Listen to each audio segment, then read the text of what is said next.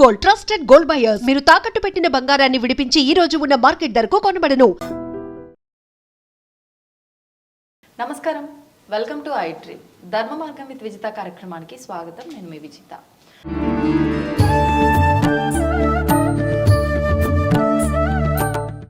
అందరికీ ముందుగా సంక్రాంతి శుభాకాంక్షలు. ప్రస్తుతం మనతో పాటు ఉన్నారు ప్రముఖ ఆధ్యాత్మికవేత్త జ్యోతిష్య పండితులు సుభాష్ శర్మ గారు. ఇప్పుడు గురుగారితో మాట్లాడి సంక్రాంతి విశిష్టత గురించి అడిగి తెలుసుకుందాం. నమస్కారం గురుగారు. శ్రీమాత్రే నమండి. సంక్రాంతి శుభాకాంక్షలు గురుగారు. మీకు, మీ కుటుంబ సభ్యులకి, అలాగే వీక్షిస్తున్న ప్రేక్షకులందరికీ సంక్రాంతి, భోగి, కనుమ 3 పండుగల శుభాకాంక్షలు. ధన్యవాదాలండి. నా తరపున, మా ప్రేక్షకులందరి తరపున కూడా థ్యాంక్ యూ అండి. గురుగారు, మనకి ఎన్నో పండుగలు ఉన్నాయి. విశేషంగా కొన్ని పండుగలు చాలా ప్రత్యేకమైనవి. ఈ సంక్రాంతి పండుగని పెద్ద పండుగ అంటారు. అంటే ఇది పెద్దలకు కొన్ని కార్యక్రమాలు ఆచరిస్తారు కాబట్టి పెద్ద పండుగ, 3 రోజులు జరుపుకుంటున్నాం కాబట్టి పెద్ద పండుగ. సంక్రాంతికి ముందంతా కూడా మూడమ్మ అని చెప్పి కొన్ని రోజులు ఎటువంటి శుభకార్యాలు చెయ్యము. కాబట్టి ఈ పండుగని కూడా కొంతమంది ప్రాంతీయంగా కీడు పండగ, సంక్రాంతి కీడుతో వస్తుంది కాబట్టి ఎటువంటి అంటే శుభకార్యాలు తలపెట్టొద్దు, ఇలాంటివి కూడా ఎక్కువగా నమ్ముతూ ఉంటారు. మరి ఈ 3 రోజుల పండగకి ఉన్న విశిష్టత ఏంటి? అలాంటి కీడు ఏమైనా వస్తుందా సంక్రాంతితో పాటు? ఇలాంటి విషయాలన్నీ కూడా వివరంగా తెలియజేయండి. తప్పకుండా అండి. ముందుగా వీక్షిస్తున్నటువంటి ప్రేక్షకులందరికీ శ్రీమాత్రే నమః, శ్రీ గురుభ్యో నమః. యాదేవి సర్వభూతేషు మాతృరూపేణ సంస్థిత నమస్తస్సై నమస్తస్సై నమస్తస్సై నమో నమః. ఇక్కడ పండగ అన్నదానికి ఆనందంగా జరుపుకోవడానికి పెద్దలు, పూర్వీకులు మనకు అందించినటువంటి ఒక విశిష్టమైనటువంటి పండగ సంక్రాంతి పండగ. కొన్ని పండగలు దేవతలతో ముడిపడి ఉంటూ ఉంటాయి, కొన్ని ఆచారానికి ముడిపడి ఉంటాయి, కొన్ని సాంప్రదాయానికి ముడిపడి ఉంటూ ఉంటాయి. ఇది ఆచారానికి, సాంప్రదాయానికి ముడిపడి ఉన్నటువంటి పండగే సంక్రాంతి పండగ. ఇది తెలుగునాట చాలా విశేషంగా జరుపుకునేటటువంటిది. తెలంగాణలోనే కాదు, ఇటు ఏపీ వైపు కానీ ఆంధ్రప్రదేశ్లో కానీ చాలా విపరీతంగా చేసుకునేటటువంటి పండగ, పెద్ద పండగ. కాబట్టి ఈ పండగ వెనక ఉన్నటువంటి ఆంతర్యం ఏమిటి, దీనికి కీడు అనేటటువంటి పేరు ఎందుకు వచ్చింది అనేటటువంటి విషయంలోకి వెళితే, సంక్రాంతి కీడు అనేటటువంటిది కాదు. సంక్రాంతి వచ్చేటటువంటిది పౌష్యమాసంలో, అంటే పుష్యమాసంలో వస్తుంది. పుష్యమాసంలో పూస కూడా కుచ్చకూడదు, శుభముహూర్తాలకు ఈ యొక్క మాసం పనికిరాదు అని చెప్పేసి ఈ మాసాన్ని త్యజించడం జరిగింది. అంటే ఈ మాసంలో శుభకార్యాలు చేయడానికి అనువైనటువంటి మాసం కాదు. అందులోనూ ఇది పంటలు ఇంటికి వచ్చేటటువంటి మాసం. ఇది రైతుల పండగ అని చెప్పు. సంక్రాంతి పండగ అంటేనే రైతుల పండగ. ఇది రైతులు ఆనందంగా జరుపుకునేటటువంటిది. అలాగే ఈ యొక్క జనవరి మాసంలోనే సూర్యుడు మకర రాశిలోకి అడుగు పెడతాడు కాబట్టి దీన్ని మకర సంక్రాంతి అని పిలుస్తూ ఉంటారు. అలాగే భోగి, తర్వాత సంక్రాంతి, తర్వాత కనుమ, తర్వాత ముక్కనుమ, ఇలా 4 రోజుల పాటు చాలామంది విశేషంగా చేసుకుంటూ ఉంటారు. అయితే ఈ కీడు అనేటటువంటిది ఏదైతే ఉంటుందో, భోగి రోజున మనం ఏం చేస్తామంటే భోగి మంటలు వేస్తూ ఉంటాము. ఎందుకు భోగి మంటలు వేస్తాము అంటే పాతదంతా కూడా మర్చిపోయి కొత్త జీవితాన్ని ప్రారంభం చేయడానికి. భోగి అంటేనే కొత్తదనాన్ని ప్రారంభం చేయడానికి, పాతదనాన్ని అంతటికి కూడా మర్చిపోవడానికి. పాతదనము అంటే అర్థం ఏంటి? మనం పడుతున్నటువంటి దుఃఖము, బాధ, కష్టము, ఆర్థికపరమైన ఇబ్బందులు, కుటుంబపరమైన ఇలాంటివన్నీ కూడా పాతదనంలో, అంటే పాత సంవత్సరంలో జరిగినటువంటివన్నీ కూడా మర్చిపోయి భోగి మంటలలో వాటన్నిటినీ కూడా దగ్ధం చేసి, అలాగే మనం భోగి రోజున ఏం చేస్తాము, ఇల్లంతా శుభ్రం చేసుకుంటూ ఉంటాము. ఇంటిలో ఉన్నటువంటి పాత వస్తువులన్నీ కూడా తీసేసి పక్కన పెట్టేస్తుంటాం. తెల్లవారితే భోగి మంటల్లో వేస్తూ ఉంటాం. అంటే పాతదనాన్నంతటినీ కూడా మర్చిపోయి కొత్తదనంలోకి అడుగు పెట్టేటటువంటిది భోగి పండుగ యొక్క అర్థము. మీరు అన్నట్టు పాతది తీసేసి కొత్తది తీసుకురావడం వరకు బాగుంది, కానీ ఈ పాత వస్తువులు భోగి మంటల్లో వేయమని కొంతమంది చెప్తున్నారు. అవును, అలా వేయద్దు, మనం ఆవు పిడకలతోటే భోగి మంటలు వేయాలని మరికొంతమంది చెప్తున్నారు. అసలు రెండిట్లో ఏ విధానం కరెక్ట్? ఇక్కడ పాత వస్తువులు అని అంటే అర్థం ఏమిటి అని అంటే గనక, మనం కొన్ని పాతవైనా కూడా చీపిరు, చాట, కొన్ని దూలాలకు ఉన్నటువంటి పాత కర్రలు మనం బయట పడేయలేము. అది వంశపారంపర్యంగా వస్తుంది. అవి లక్ష్మీప్రదంగా చాలామంది భావిస్తారు ఏపీలో. అలాంటివి ఏం చేస్తాం, పడేయలేము, ఇంట్లో పెట్టుకోలేము. అందుకే మనం ఏం చేస్తాం, చాలామంది సంవత్సర కాలం అంతా కూడా అలా పాతవైనవన్నీ కూడా భోగి వచ్చేసరికి చూసి భోగి మంటల్లో వేస్తారు. ఏదైనా పనికి రానటువంటి వస్తువు అయితే ఈ యొక్క మంటల్లో వేస్తాము, లేదు అంటే జల సమాధి చేస్తూ ఉంటాము.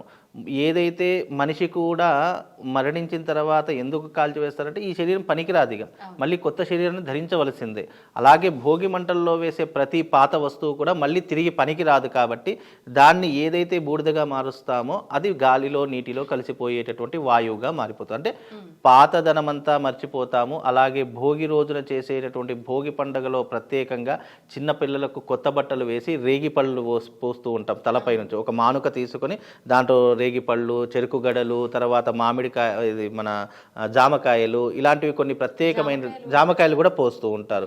అలాగే చిల్లర నాణాలు ఇవన్నీ కూడా తీసుకొని తలపై నుంచి పోస్తూ, అంటే నీ యొక్క జీవితం కూడా వృద్ధిలోకి రావాలి, భోగ భాగ్యాలతో ఉండాలి అని చెప్పేసి ప్రత్యేకంగా ఆ రోజున చేస్తూ ఉంటారు. ఇక్కడ ఉపయోగిస్తున్న ఒక్కొక్క పదార్థం వెనుక ఒక్కొక్క రీజన్ ఏమైనా ఉందా ఆ రోజు? అంటే ఈ ప్రకృతిలో ఇప్పుడు ప్రకృతికి ఆచారానికి పండుగలకు చాలా దగ్గర సంబంధం ఉంది. ఈ ప్రకృతిలో ఇప్పుడు కాచేటటువంటి జామకాయలు వస్తాయి, రేగి పళ్ళు వస్తూ ఉంటాయి, చెరుకు గడలు వస్తూ ఉంటాయి, ఈ చలికాలంలోనే వస్తూ ఉంటాయి సీజనల్గా. కాబట్టి ఆ ఫలాలు అంటే ప్రకృతి పరంగా వచ్చేటటువంటి ఆ ఫలాలను పోయడం ద్వారా ఏమవుతుంది అంటే కనుక నువ్వు ఈ ఫలాలు ఏ రకంగానైతే వృద్ధిలోకి రావడం జరుగుతుందో ఆ రకమైనటువంటి జీవన వృద్ధి నీ జీవితంలోకి రావాలి. అలాగే చిల్లర నాణాలు వెనుక పోయవలసినటువంటి అర్థం ఏమిటి అంటే కనుక ధన ధాన్యాదులతో నువ్వు సమృద్ధిగా ఉండాలి, జీవితంలో దినదిన ప్రవర్ధమానంగా ఎదగాలి అనేటటువంటి ఒక పద్ధతితో అవి పోయడం జరుగుతుంది. అది చిన్న పిల్లలకు మాత్రమే, పెద్దవాళ్ళకు కాదు. నేను పోసుకున్నానంటే వేరే వాళ్ళు చూసేవాళ్ళు నవ్వుతూ ఉంటారు. అట్లా మినిమం ఒక 10 సంవత్సరాల్లో పిల్లలకు లేదా 11 సంవత్సరాల్లో పిల్లలకు పోయచ్చు. అంటే చిన్న చిన్న పిల్లలకు ఆడపిల్లలైనా మగపిల్లలు ఎవరికైనా ఈ యొక్క భోగి పళ్ళు రేగి పళ్ళు పోస్తూ ఉంటారు. అది వాళ్ళ ఆచారం. ఈ సిద్ధాంతం కూడా అదే ఆచారం ఉండాలా అంటే వాళ్ళ కుటుంబంలో ముందు తరాల వాళ్ళు ఆచరించి ఉండాలా? ముందు తరాల వాళ్ళకి తెలుసుండొచ్చు, తెలియకపోవచ్చు. ఇది ఎవరైనా చేసుకోవచ్చు.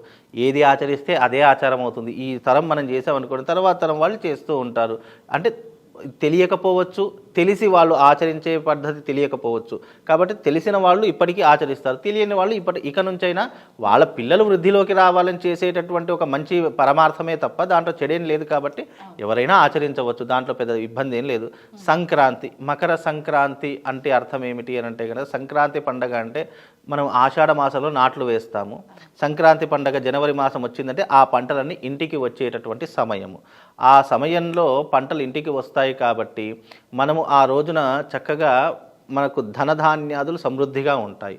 ఆ రోజున పంట క్షేమంగా ఇంటికి వచ్చింది కాబట్టి మనము ఆ రోజున భూదేవికి పూజ చేస్తాము, సూర్యుడికి ప్రత్యేకంగా పూజ చేస్తాము. ఇక్కడ మీరు ఎప్పుడైనా గుర్తుపెట్టుకోండి, సూర్యుడిని, భూదేవిని, అలాగే పశువుల్ని పూజించేటటువంటి క్రమము ఈ యొక్క మకర సంక్రాంతి పండగ.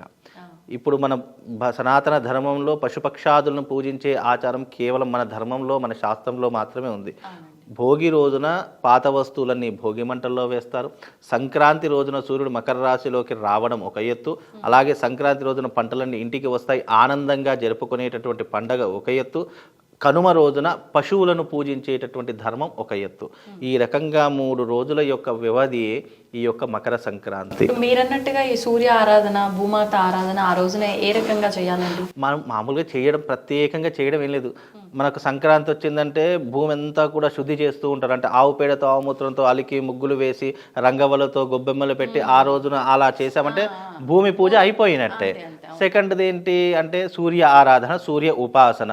మనం ఆ రోజున చక్కగా మనం పండగ వచ్చిందంటే తెల్లవారుజామునే లేస్తూ ఉంటాము. తెల్లవారుజామున లేస్తాము, చక్కగా స్నానాధికలతో ఆచరించి దేవాలయాలకు వెళ్ళడము, ఇంట్లో పిండి వంటలు వండుతారు ప్రత్యేకంగా, ఆ పిండి వంటలను భుజించడము, ఇవన్నీ కూడా దాంట్లో ఉన్నటువంటి భాగమే. ఇక్కడ ప్రత్యేకంగా సంక్రాంతి పండగ వచ్చింది కాబట్టి సూర్య ఉపాసన చేయడము, శివ ఆరాధన చేసుకోవడము, భూదేవిని పూజించడము, ఇంట్లో ఉన్నటువంటి పశుపక్షాదులు, పశువులను ఆరాధించడం, ఇవి ప్రత్యేకంగా చేస్తారు. అందుకే ఏపీలో మీరు చూడండి, ఈ సంక్రాంతి వచ్చిందంటే కోడి పందాలు, ఎడ్ల పందాలు చాలా విపరీతంగా జరుగుతుంటాయి. ఎడ్ల పందాలు ఎందుకు చేస్తాము అని అంటే కనుక ఈ కనుమ రోజున మనం ఏదైతే మన ఇంటికి ఈ యొక్క ధాన్యం వచ్చిందో ఆ ధాన్యం రావడానికి ప్రధానమైనటువంటి కారణం ఎవరు అంటే పశువులు. ఆ పశువులు లేకపోతే పొలాన్ని దున్నలేము, నాట్లు వెయ్యలేము, మనం విత్తనాలు చల్లలేము.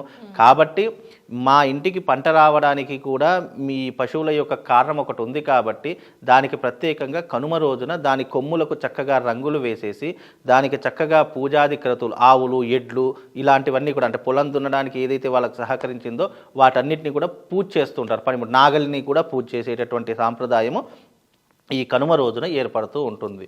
కాబట్టి ఇవన్నీ కూడా ప్రకృతి పరంగా ప్రకృతి అందించినటువంటి ఒక ధర్మపరంగా వీటన్నిటిని కూడా పూజించేటటువంటి విధానమే సంక్రాంతి పండుగ. ఇది ఆధ్యాత్మికంగా, అందులోనూ సనాతన ధర్మం ప్రకారంగా ప్రకృతి పరంగా కూడా ఇటు ప్రకృతిని పూజిస్తూ ఉన్నాము.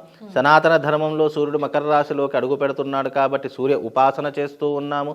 అలాగే ఈ యొక్క భోగి రోజున సాక్షాత్తు ఈ యొక్క శ్రీరంగస్వామికి కళ్యాణం అయ్యింది గోదాదేవితో అనేటటువంటి విషయం కూడా. అందుకే ధనుర్మాసం అనేటటువంటిది ప్రారంభమయ్యేటటువంటి రోజు కూడా ఈ యొక్క సంక్రాంతి నుంచే. అలాగే సూర్యుడు మకర రాశిలోకి అడుగుపెట్టినటువంటి పుణ్యకాలాన్ని ఉత్తరాయణ పుణ్యకాలం అంటారు. దక్షిణాయన పుణ్యకాలం వెళ్ళిపోయి ఉత్తరాయణ పుణ్యకాలంలోకి ఉత్తరాయణ పుణ్యకాలము విశేషంగా జపాలకు, తపాలకు, హోమాలకు, పూజాది క్రతువులకు చాలా విశేషమైనటువంటి పుణ్య ఫలితం కలుగుతుంది. మామూలు రోజులలో దక్షిణాయనంలో చేసేదానికన్నా ఉత్తరాయణ పుణ్యకాలంలో చేసేటటువంటి విశేషమైనటువంటి క్రతువులు ఎన్నో రకాలుగా శాస్త్రంలో చెప్పడం జరిగింది. ఈ ఉత్తరాయణ పుణ్యకాలంలో ఈ సంక్రాంతి నుంచి మిగతా 6 నెలలు అంటే ఆషాఢ మాసం వచ్చేంత వరకు ఎవరైతే దేవతాది క్రతువులు ఆచరించి పుణ్యక్షేత్రాలకు వెళ్ళి దేవతలను దర్శిస్తారో మామూలు రోజులలో కంటే ఈ ఉత్తరాయణ పుణ్యకాలం విశేషమైనట్టు అంటే కోటి రెట్ల పుణ్యం కలుగుతుంది అని శాస్త్రం. అలాగే ఈ ఉత్తరాయణ పుణ్యకాలంలోనే భీష్మ పితామహుడు స్వర్గానికి వెళ్ళినటువంటి గొప్పనైనటువంటి రోజు అని చెప్తూ ఉంటాం. ఇలా 1 కాదు 2 కాదు చరిత్ర చెప్పుకుంటే చాలా రకాలుగా ఉంది. కాకపోతే సంక్రాంతి పండగ అనేది రైతుల పండగ, రైతులు ఆనందంగా చేసుకునేటటువంటి పండగ. ముక్కనుమకు కూడా ఒక చారిత్రకమైనటువంటి ఆధారాలు కొన్ని ఉన్నాయి. చరిత్ర ఏం చెప్పిందంటే ఈ 3 రోజుల యొక్క పండగలను కుటుంబ సభ్యులు అంతా కూర్చొని ఆ రోజున చక్కగా ఈ 3 రోజులు ఏం చేశారో మాట్లాడుకోవడానికి ముక్కనుమ. అలాగే ఆ రోజున ఇంట్లో నాన్ వెజ్లు ఇలాంటి పదార్థాలు ఎక్కువగా వండుకునేటటువంటిది ముక్కనుమ రోజు వండుకుంటారు. నాన్ వెజ్ తినేవాళ్ళు తింటూ ఉన్నారండి. అంటే మామూలుగా పండగ వచ్చింది అని అంటే గనక కొంతమంది తింటారు, కొంతమంది తినరు. ఈ తినేటటువంటి వ్యక్తులు వాళ్ళ యొక్క అది వ్యక్తిగత వ్యవహారం కాబట్టి తినేవాళ్ళు తింటారు. ఇప్పుడు ఏపీలో పండగ వచ్చిందంటే ఈ 3 రోజులు నాన్ వెజ్ లేకుండా, మద్యం మాంసం లేకుండా వాళ్ళకి జీవితం నడవదు. ఇప్పుడు ఈ 3 రోజులు తప్పకుండా తాగుతారు, తింటారు, తూలుతారు, మళ్ళీ ఇంటికి పోయి పడుకుంటారు. అది వాళ్ళ వ్యక్తిగత విషయం. కాకపోతే పండగ అనేటటువంటిది ఆనందంగా జరుపుకోవాలి కాబట్టి మద్యం మాంసం 3 రోజులు దూరం పెడితే చాలా బాగుంటుంది అనేటటువంటి అంతరార్థం కూడా ఉంది. ఒక్క కనుమ లేదంటే ముక్కనుమ ఈ 2 రోజుల్లో ఏదో ఒక రోజు తింటే తప్పు లేదు. కానీ మనకు భోగి పండగ రోజు కానీ సంక్రాంతి పండగ రోజు కేవలం పిండి వంటలు మాత్రమే తినాలి. కేవలము నువ్వులతో చేసినటువంటివి, పిండి పదార్థాలతో చేసినటువంటివి మాత్రమే స్వీకరించాలి అనేటటువంటి శాస్త్ర దృక్పథం అనేటటువంటిది మనకు తెలుస్తుంది. అందులోనూ ఈ నాన్ వెజ్ అనేటటువంటిది ఏదైతే ఉందో మాంసపు కృత్తులు ఇవి 2 రోజులు త్యజించడం వల్ల శరీరంలో ఉన్నటువంటి రుగ్మతలు కూడా తొలగిపోతాయి అనేటటువంటిది సనాతన ధర్మంలో మనకు చెప్పినారు. అందుకే సూర్యుడు మకర రాశిలో ఆరోగ్యం భాస్కరాదిత్యత అని అంటారు. అంటే సూర్యుడు ఆరోగ్య కారకుడు కాబట్టి సూర్యుడు మకర రాశిలో ప్రవేశించినప్పుడు ఈ యొక్క మాంసపు కృత్తులు కావచ్చు, మద్యపు కృత్తులు కావచ్చు, ఇవన్నీ కూడా కొంచెం దూరం పక్కన పెడితే మీ శరీరంలో ఉన్నటువంటి రుగ్మతలు కూడా తొలగిపోతాయి అనేటటువంటిది కూడా ధర్మాచార ప్రకారం మనకు చెప్పినటువంటి విషయాలు ఎన్నో రకాలుగా చెప్పడం జరిగింది. సంక్రాంతి, భోగి, కనుమ ఇవన్నీ కూడా రైతుల యొక్క పండగలు, ఆనందంగా చేసుకునేటటువంటి పండగలు. దీనికి శాస్త్రం జోడించినటువంటిది ఏం లేదు. పంటలు ఇంటికి వస్తాయి కాబట్టి ఏపీలో చాలామంది రైతులు ఎక్కువగా ఉన్నారు కాబట్టి ఆ రైతులు ఆనందంగా చేసుకునేటటువంటి ఓ ఆహ్లాదకరమైనటువంటి వాతావరణంలో ఏర్పడేటటువంటి మకర సంక్రాంతి అనేటటువంటి. కనుమకు సంబంధించి ఇంకొక విశ్వాసం కూడా ఉందండి. అది విశ్వాసమా మరి మూఢ విశ్వాసమా మీరే తెలియజేయాలి. కనుమ రోజున ఎటువంటి ప్రయాణాలు చేయకూడదు అని కూడా నమ్ముతూ ఉంటారు. వాస్తవం అంటే ఇప్పుడు భోగి, సంక్రాంతి, కనుమ, ముక్కనుమ ఇవన్నీ అంటే కనుమ రోజు ఎందుకు ప్రయాణం చేయకూడదు అని అంటే తెల్లారితే ముక్కనుమ. వచ్చినటువంటి బంధువులు కావచ్చు, మిత్రులు కావచ్చు, శ్రేయభిలాషులు కావచ్చు, ముక్కనుమ రోజున అందరూ ఒక దగ్గర కూర్చుండి పిండి వంటలు అన్నీ తినుకుంటూ చక్కగా ఈ 3 రోజుల పాటు జరిగినటువంటి వింతలు, విశేషాలు, చేసినటువంటి ఈ యొక్క ప్రకృతి పరంగా కావచ్చు, వ్యక్తిగత పరంగా కావచ్చు, మీ ఆనందాన్ని పంచుకోవడానికి ఏర్పడినటువంటిది ముక్కనుమ. దానికి ఒక కథ కూడా ఉంది. మీరు సంక్రాంతి మనకు ఒక గ్రంథం దొరుకుతుంది, సనాతన సాంప్రదాయం యొక్క మూలములు అనేటటువంటి ఒక గ్రంథం దొరుకుతుంది. దాంట్లో సంక్రాంతి, ముక్కనుమ యొక్క అర్థం ఏంటంటే ఈ 3 రోజులు జరిగినటువంటి సంఘటనలు, అనురాగాలు, ఆప్యాయతలు పంచుకోవడానికి ముక్కనుమ ఏర్పడింది. ఈ ముక్కనుమలో పూర్వకాలంలో రామయ్య అనేటటువంటి ఒక వ్యక్తి ఉండేవాడు. తన కుటుంబ సభ్యులందరినీ అంటే ఆ రోజు వ్యవసాయానికి వెళ్ళలేదు. వీళ్ళ పని ఏంటంటే వ్యవసాయానికి వెళ్ళడమే. ముక్కనుమ రోజున వ్యవసాయానికి వెళ్ళలేదు. ఎందుకు వెళ్ళలేదు అని అంటే కనుక తన కొడుకుని, తన భార్యను, తన ఇంటికి వచ్చినటువంటి బంధువులందరినీ కూర్చోపెట్టి చక్కగా ఆ రామయ్య జరిగినటువంటి ఈ 3 రోజులు జరిగినటువంటి పండగల గురించి, విశేషాల గురించి చెప్తున్నాడు. భోగి అంటే ఫలానా ఈ రకమైనటువంటి పాత వస్తువులన్నీ పడేసి కొత్త జీవితాన్ని ప్రారంభం చేయాలని తన కొడుకుకి చెప్తూ ఉన్నాడు. అలాగే సంక్రాంతి అని అంటే పంటలు ఇంటికి క్షేమంగా వచ్చాయి అంటే చాలా మట్టుకు పంటలు వేస్తారు, ప్రకృతి పరంగా కొన్ని నాశనం అయిపోతూ ఉంటాయి. అలా నాశనం కాకుండా ప్రకృతి మనల్ని కాపాడి పంటలు క్షేమంగా ఇంటికి వచ్చాయి కాబట్టి ఆ పొలానికి వెళితే ఈ రకమైనటువంటి వ్యవసాయం చేసి పంటలు ఇంటికి తీసుకురావడం వల్ల ఈ రోజున 5,000 నోట్లోకి వెళుతున్నాయి అనేటటువంటి విశేషాలు చెప్పడము. కనుమ రోజున చక్కగా ఆ రోజున విశేషంగా పశువుల్ని పూజించడము. అంటే మనం పొలం దున్నడానికి మనకు సహాయపడినటువంటి పశువుల్ని కూడా ఆ కాలంలో ఏంటంటే పశువులు కూడా ఇంట్లో పెంచేవాళ్ళు. ఎందుకు? దానిని కూడా కన్నబిడ్డల వలె పాలించుచు వాళ్ళ ఇంట్లో పెంచుకుంటూ దాన్ని కూడా ఒక బిడ్డలాగా భావన చేసుకునేటటువంటి సాంప్రదాయం అప్పటి కాలంలో ఉండేది. ఒకవైపు చూస్తే ఒక ఇల్లు, ఇంకోవైపు చూస్తే మొత్తం పశువుల సంత ఉండేటటువంటిది. ఒక 10-15 పశువులు ఇంట్లోనే కట్టేసేవాళ్ళు. అలాంటి ఆచారం కాబట్టి అవి కూడా దానిని కూడా పూజించేటటువంటి క్రమ పద్ధతిలో ఈ విషయాలన్నీ కూడా ఏం చేస్తారంటే ముక్కనుమ రోజున ఇంట్లో అందరూ ఈ నాన్ వెజ్ తినుకుంటూ మనం చేసినటువంటి పిండి పదార్థాలు తినుకుంటూ కుటుంబ సభ్యులకు తెలియజేసేటటువంటి కథయే ఈ యొక్క కథ అనేటటువంటిది ముక్కనుమ రోజు చెప్తూ ఉంటారనమాట. ఇప్పుడు సంక్రాంతి అంటే గాలిపటాలు ఒకటి, అవునండి. ఇది కూడా అంటే ఆచారం లేదు, ఇవన్నీ కూడా మనము చేసినటువంటి మనం సృష్టించుకున్నటువంటివే తప్ప ఇది రైతుల పండగ. ఇప్పుడు గాలిపటాలు ఎగిరేయడము, ఇంట్లో పిండి వంటలు తినడము. ఇప్పుడు పండగ అంటే ఎలా అయిపోయిందంటే సెలవులు దొరుకుతున్నాయంటే వైన్ షాపుల ముందు ఉండాలి, లేదు అంటే ఏదో రోడ్డు మీద పడిపోయి తాగి తూగాలి అనేటటువంటి సాంప్రదాయం ఏర్పడింది. నిజానికి పండగ వచ్చిందంటే కుటుంబ సభ్యుల మధ్య జరుపుకునేటటువంటి విధానంగా ఉండాలి అనేటటువంటి తెలియాలే తప్ప ఇక పండగ వచ్చింది అని అంటే సెలవులు దొరికాయంటే తాగడము, తినడము, తూగడము, పోలీస్ స్టేషన్లోకి వెళ్ళి పడడం, ఇవే జరుగుతున్నాయి. మొన్న న్యూ ఇయర్కు కూడా చూసాం కదండి, ఎన్ని అకృత్యాలు జరిగాయంటే చివరికి ఆడవాళ్ళు కూడా తాగి రోడ్ల మీద పడిపోయేట దౌర్భాగ్య స్థితి ఏర్పడింది. ఎందుకు అంటే న్యూ ఇయర్ అంటే తాగడమా, తినడమా, లేదు అని అంటే ఇప్పుడు సంక్రాంతి పండుగ వచ్చింది, పండగలు సెలవులు వచ్చాయంటే కేవలం తాగడం తినడమే తప్ప ఇంకో వేరే వ్యవహారం లేదా? ఇప్పుడు అనుబంధాలు, ఆత్మీయతలు, లేదు అని అంటే కనుక విలువలు, ఇవన్నీ ఎలా తెలుస్తాయి? ఈ పండగలు వచ్చినప్పుడు ఒకళ్ళొకళ్ళు మాట్లాడుకోవడము, చక్కగా ఒక ఇప్పుడు మామూలు అందరు కలిసి తినడము, అందరికీ కలిసి ఈ యొక్క పండగ యొక్క వాతావరణం గురించి చెప్పడము, ఇవన్నీ కూడా ఎందుకు చెప్తాము అని అంటే ఇదిగో ఇలాంటి ధర్మకమైనటువంటి కార్యక్రమాలు చేయడము, వ్యవసాయం గురించి తెలుసుకోవడం, ఇవన్నీ కూడా వచ్చినటువంటి ఈ సాంప్రదాయాన్ని అంతా పక్కన పెట్టేసి ఇటు అంటే సాంప్రదాయం అంతా కూడా రాంగ్ రూట్లోకి వెళ్ళిపోతేటటువంటి పరిస్థితి ఏర్పడుతుంది. అలా చేయకూడదు అని చెప్పే ఉద్దేశమే తప్ప ఎవరి వ్యక్తిగత విషయం వాళ్ళది. కాకపోతే అలా చేయకూడదు.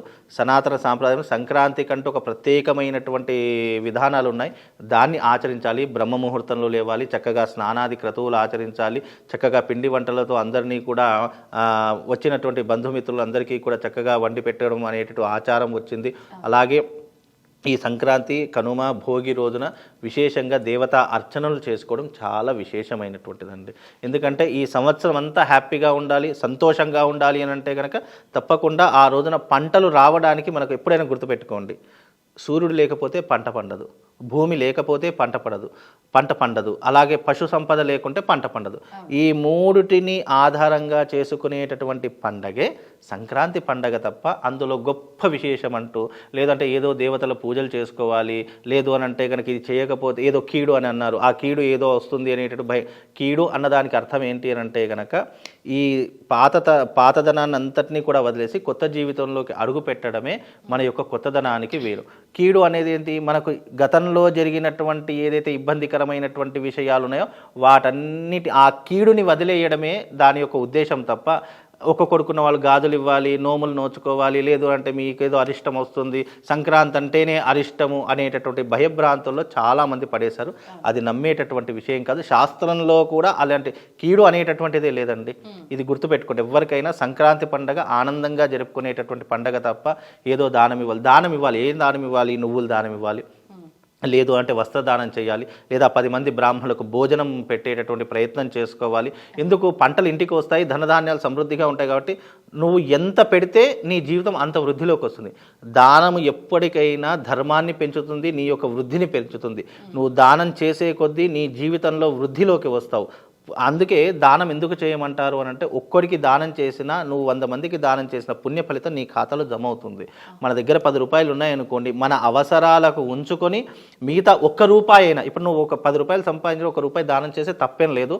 ఆ ₹1 నీకు మళ్ళీ 10 రూపాయలను తీసుకొని పెడుతుంది. అందుకే దానము అనేటటువంటిది ఎప్పుడు చేసినా దాని యొక్క పుణ్య ఫలితం నీ జీవితాన్ని వృద్ధిలోకే తెస్తుంది తప్ప నీకు చీకట్లో పడేయదు ఎప్పుడు కూడా.